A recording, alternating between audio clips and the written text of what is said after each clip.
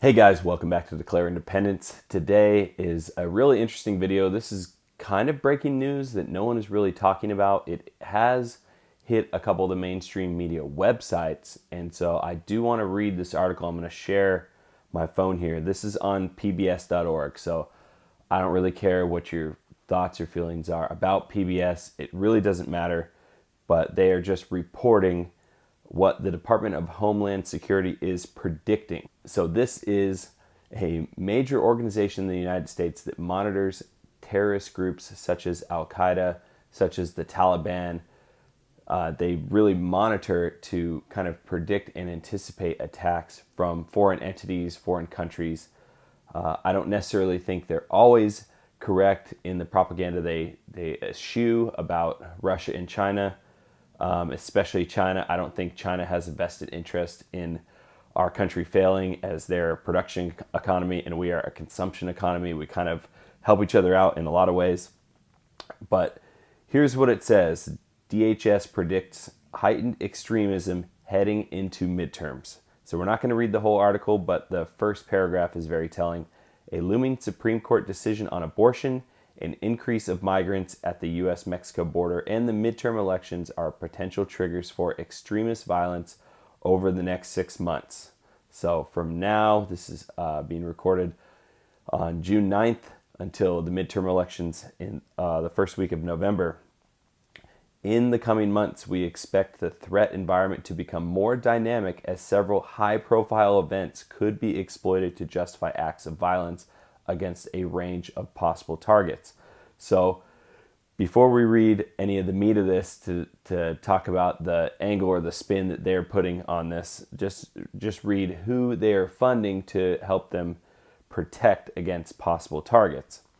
So the very last paragraph says the agency and the FBI are working with state and local law enforcement to raise awareness of the threat, and DHS has increased grant funding to local governments and religious organizations to improve security. So they are predicting upcoming decision from the Supreme Court, which could overturn Roe v. Wade, could lead to violence from either extremist supporters or opponents of abortion rights, depending on the outcome.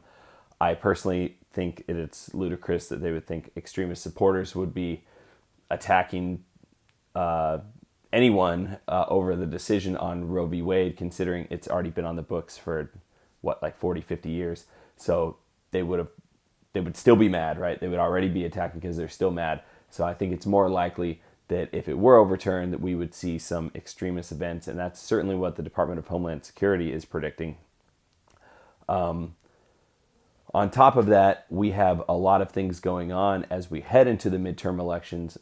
As you know, especially people in the House of Representatives who are up for re-election every 2 years, not like the Senate, which is every 6 years. Every 2 years, they have a vested interest in getting reelected. A lot of these people, you can look for yourself, a lot of these people have been in 20 and 30 years. That means every 2 years they have to win an election. They've won 10 to 15 elections, a lot of these people, right? So they're going to do whatever it takes as the political climate is slowly turning towards a potential, I don't know if they'd call it a red wave, I guess, leaning towards voting a lot of these people out who caused a lot of this inflation, especially those who voted or have political leanings to stop the production of energy in the United States. And as we see, that was a fantastic plan.